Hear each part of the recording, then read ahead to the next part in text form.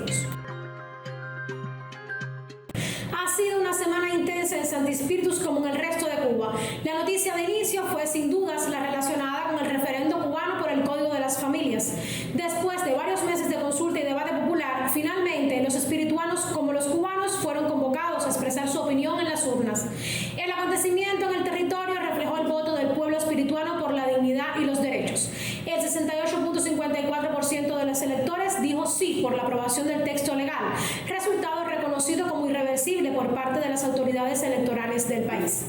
Fueron válidas 268.556 boletas depositadas, que representan más del 94% del total, una cifra que se traduce en el compromiso de los espirituanos con la inclusión de todas las personas. Esta semana también fue noticia en Cuba el paso del huracán Ian por el occidente del país, un fenómeno meteorológico que dejó varias jornadas de lluvias en Santi Spíritus. Otro acontecimiento que se vivió de una punta a otra de la isla durante el periodo estuvo relacionado con la electricidad y se convirtió en la gran noticia de la semana. Una condición excepcional en el sistema eléctrico nacional provocó un apagón generalizado en el país. La falla estuvo vinculada al complejo proceso de enlaces entre el occidente, centro y oriente del territorio nacional, además de las afectaciones climatológicas asociadas al paso del huracán Ian.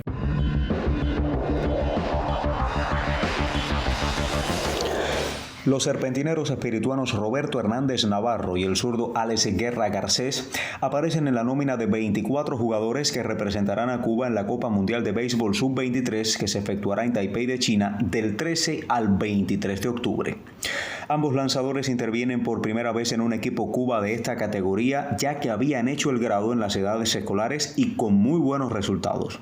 Ambos tienen experiencia en el béisbol de mayores con el principal equipo de Santi Spíritus, al participar en la Serie Nacional, aval que le permitió integrar el staff de lanzadores de este equipo. El colectivo de dirección está integrado por los auxiliares Julio César Pérez de Villa Clara, el pinero Dioel Reyes Viquillón, y por otra parte, como entrenador de picheo estará Pedro Luis Lazo Iglesias de Pinal del Río. El conjunto de la Mayor de las Antillas se ubica en el grupo B, el cual conforman los colectivos de Puerto Rico, Australia, Corea, Holanda y México. El cienfueguero Alain Álvarez tomará las riendas del conjunto.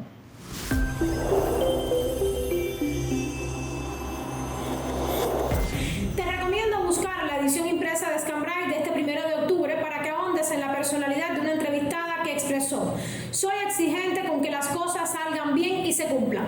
Dayami Sotolongo encendió la grabadora frente a Yurien Negrín Calvo, reconocida epidemióloga de Santi Spíritus. Te lo anunciamos de buena tinta.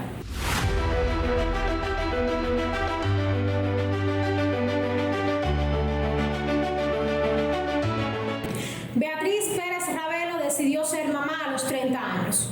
Quiso el milagro de la gestación que crecieran en su vientre 2 niñas. A pesar de los riesgos que ello implica, vivió un embarazo sin complicaciones en sus primeros meses.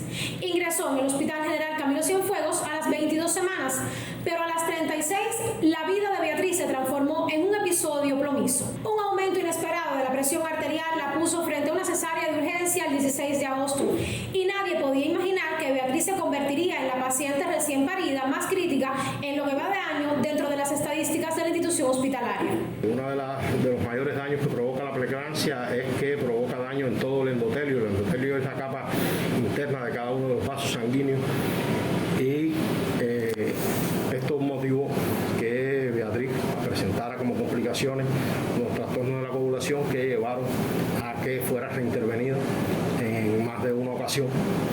Beatriz al final tuvo 4 reintervenciones después de la cesárea, que también, bueno, pues se asoció ya después por las múltiples complicaciones, las múltiples reintervenciones, se asoció también el elemento infección, por lo que fue necesario imponer terapia antibiótica de amplio espectro.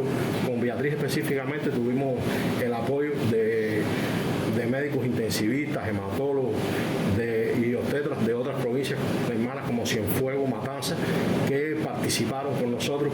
Nicole y Valeria llegaron a este mundo sanas y salvas, pero su mamá permaneció durante 26 días ingresada en la unidad de cuidados intensivos.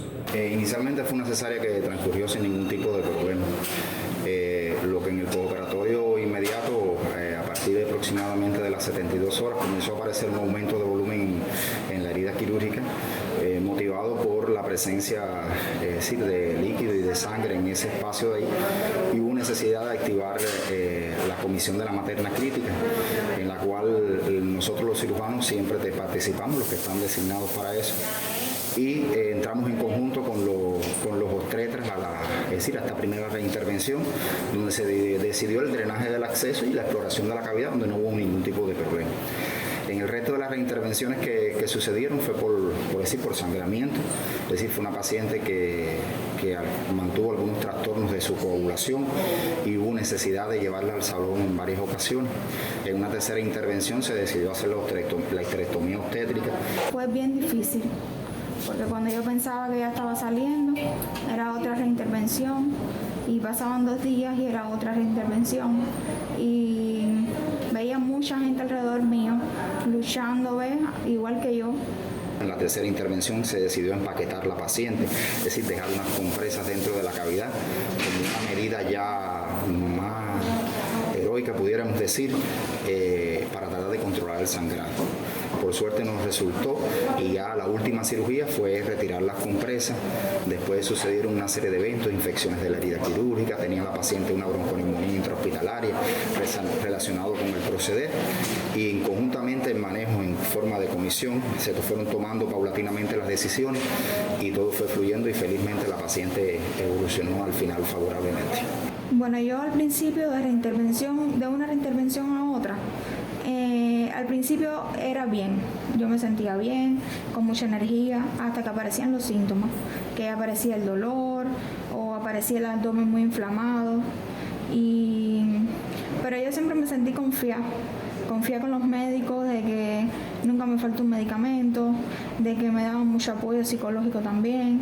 Los pacientes graves, por el reglamento que tenemos, no tienen acompañantes, y eso es muy difícil, y nosotros, por supuesto que nos solidarizamos con esa situación, tanto con el familiar como el paciente, porque es como si fueran nuestra familia, y siempre les tratamos de dar el mayor apoyo a los familiares y al enfermo, o sea, para que se sientan protegidos, queridos. Bueno, la verdad que sin acompañante es bien difícil. Tienes que hacer un trabajo psicológico bien grande y fuerte, porque te ves sola, te pones a pensar en tus hijas, que llevas mucho tiempo sin verla, que tienes gente afuera preocupada por ti, porque aunque yo no supiera la gravedad de las cosas, porque no me lo decían, ¿ves? Pero sí sabía que estaba mal, porque sabía que estaba en cuidados intensivos, y me costó un poco de trabajo, pero los médicos siempre se ponían y conversaban conmigo, o hacían alguna anécdota, o hacían algún cuento, algo divertido para que yo me sacara de esa situación. Y la verdad que el apoyo fue fundamental. Bueno, realmente se sienten muchas cosas, sobre todo muy felices, complacidos, porque es que esa persona además salió viva, va a estar con su familia, con sus bebés, que ella estuvo muchos días sin conocer a sus bebés, aunque nosotros, bueno, les enseñábamos fotos, porque eso es muy importante cuando el paciente está grave. O sea, además de la parte médica, el componente psicológico determina de forma vital los pacientes, y entonces eso es muy importante. Y fotos sí, vi fotos ya estando adentro, cuando estaba un poquito mejor, vi fotos de las niñas porque me las pasaban, no se podía, pero era algo que me iba a dar fuerzas a mí para yo seguir. Las niñas fueron el motor principal para que yo saliera de ahí. Mis hijas fueron las que me llevaron todos los días a que yo tuviera fuerza para seguir luchando.